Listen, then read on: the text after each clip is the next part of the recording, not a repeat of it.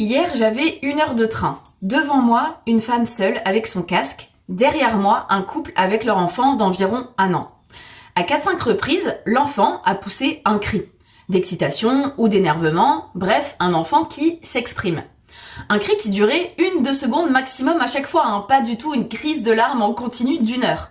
Et à chaque fois, la femme devant moi s'est retournée pour jeter un regard à l'enfant et aux parents.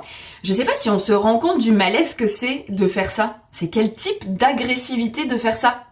Est-ce qu'on est devenu aigri et intolérant et intolérante à ce point qu'on ne peut plus supporter un enfant qui crie 3 secondes ou qui s'esclave de rire? Les enfants, en fait, il faut bien comprendre qu'ils font partie des catégories de la population qui sont les plus vulnérables, les plus violentées et les plus discriminées. Est-ce qu'on peut pas les laisser vivre 2 secondes?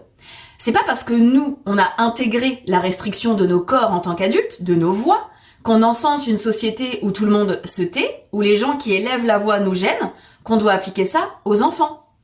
Moi, je pense sincèrement qu'on devrait envier leur liberté, même leur méconnaissance des règles sociales. Quelle chance ils ont, non? D'ailleurs, petite chose, en 2024, le Sénat a adopté un droit des enfants à faire du bruit. Alors, cet ajout au code civil, il vaut pour les espaces publics et les lieux dédiés aux enfants, mais plus largement, moi je trouve que ça permet d'ouvrir la question ensemble. En tant qu'adulte, nous on peut s'adapter.